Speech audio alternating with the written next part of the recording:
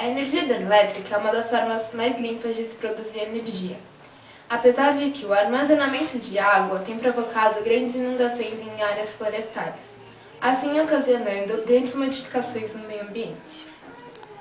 No caso das usinas hidrelétricas, a energia potencial é armazenada na forma de volumes de água, acumulados em um ponto elevado, de onde possam escoar através de turbinas geradoras.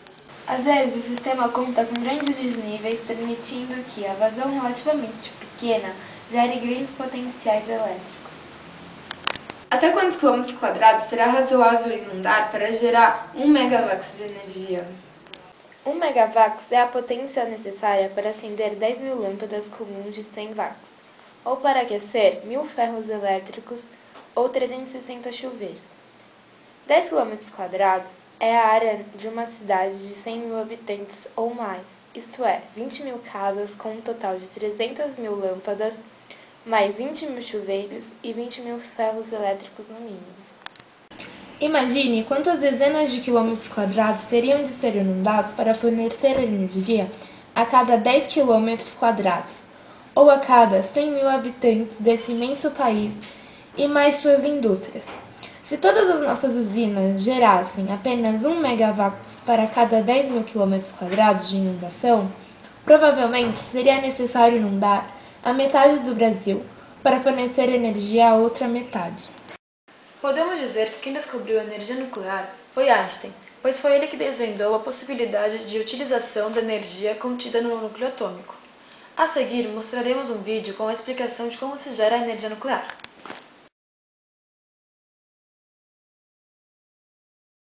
A energia nuclear pode produzir resíduos altamente radioativos.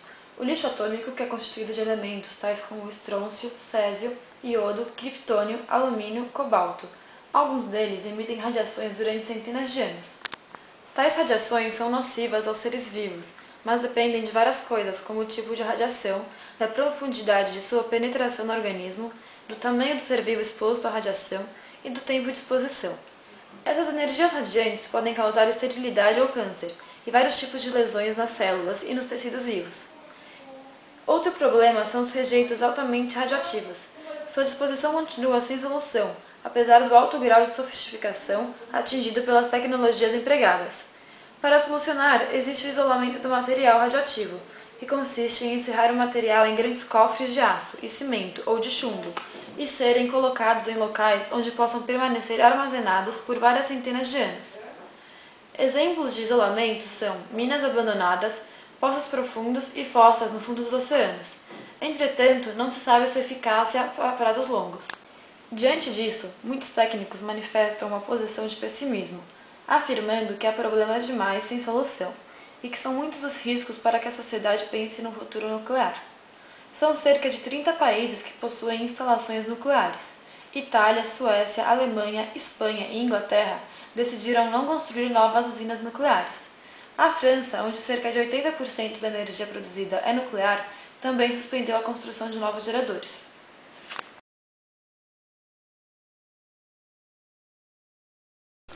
Grandes desperdícios de energia pedem a exploração de novas fontes energéticas. O sistema capitalista de desenvolvimento acreditou no grande potencial do progresso científico, fazendo grandes investimentos para atingir alto grau de desenvolvimento com economia de energia. Investimentos foram necessários a partir da crise energética da década de 70. Isso mostrou que os combustíveis fósseis são finitos. Diante disso, a humanidade tem duas opções: recorrer a fontes renováveis ou descobrir meios de manter até elevar a produtividade com menos gasto de energia. Os países capitalistas se baseiam em dois princípios estratégicos. O primeiro é o emprego da mesma produção, só que com menos gastos energéticos. E o outro é o uso da energia de outros países. Várias reuniões internacionais têm sido realizadas para detectar e estabelecer estratégias de uso de grandes potenciais energéticos inexplorados em países tropicais. Inicialmente, os países desenvolvidos procuravam monopolizar a exploração da energia, investindo em avançados projetos de captação. e assim passaram a controlar os investimentos de toda a cidade, que dependia da energia elétrica. Antes da crise do petróleo, os grandes capitais internacionais passaram a transferir para o Brasil seus parques industriais, antevendo o fato da crise.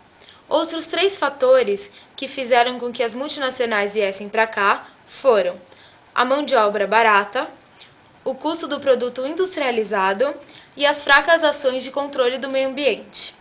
Hoje há uma grande quantidade de edifícios inteiramente construídos de cimento, ferro e vidro, típicos das grandes cidades como São Paulo. Esses edifícios concentram uma grande quantidade de calor. Isso seria bom se os principais problemas das cidades tropicais não fossem o excesso de calor. Esse excesso de calor faz com que os edifícios necessitem da instalação de ar-condicionado, que consome uma quantidade enorme de energia para expulsar o excesso de energia calorífica acumulada no interior dos edifícios. A presença de tanto vidro transparente ou escuro serve apenas para aquecer o edifício, fazendo com que sua temperatura interna seja maior do que a externa. Muitas pesquisas e invenções estão sendo realizadas na tentativa de criarem objetos e materiais que possuam maior rendimento nas aplicações da energia, ou seja, a mesma função, porém com menor consumo energético. 2 grandes invenções ocorreram em relação aos radioreceptores, com a descoberta dos transitores, e aos microeletrônicos, com a invenção dos chamados circuitos integrados.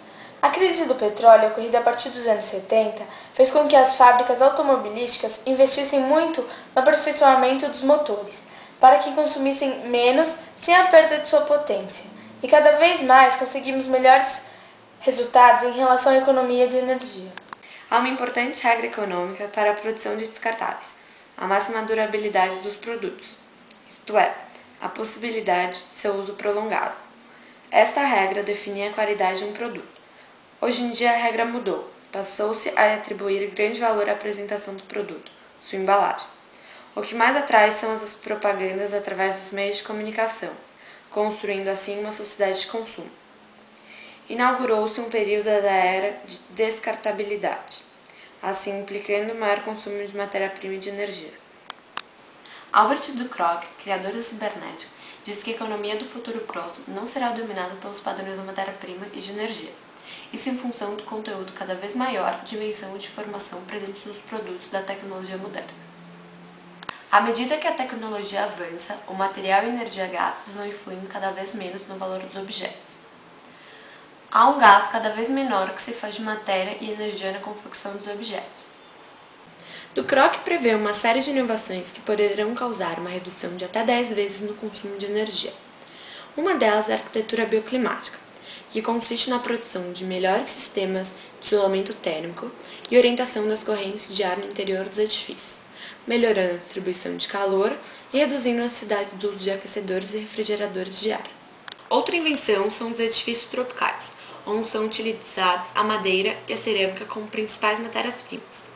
Tem como objetivo permitir uma fácil circulação do ar, removendo o ar aquecido no interior, mantendo grandes espaços entre o teto e o telhado.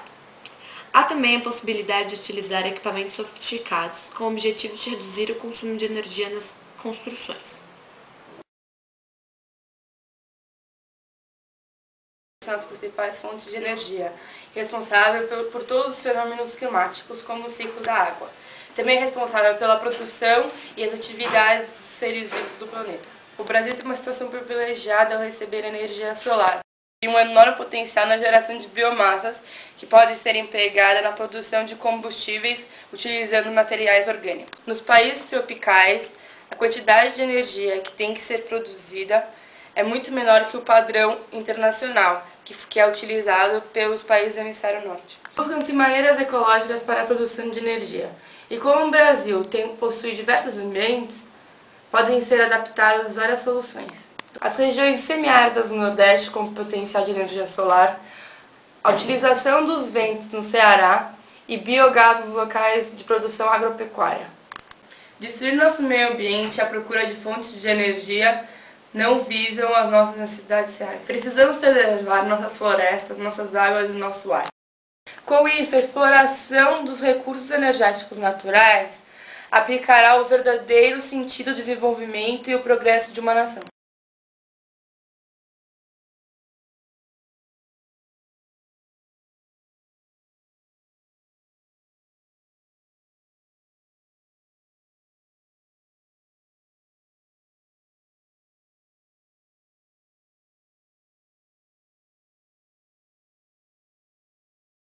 diz que a economia do futuro próximo não será dominada pelos padrões da matéria. Nicole, Os solares são as principais fontes de energia e responsável pelos fenômenos... Para atingir o alto grau de desenvolvimento... Opa! Não, tudo errado, meu! O Brasil tem uma grande... Errei. Vai. A energia hidrelétrica é uma das formas mais limpas de conservar, À medida que a tecnologia avança, o material e energia gastos. Até quantos quilômetros quadrados será necessário inundar para gerar O sistema capitalista de desenvolvimento acreditou no grande potencial! Com isso, a exploração dos recursos naturais Tem como objetivo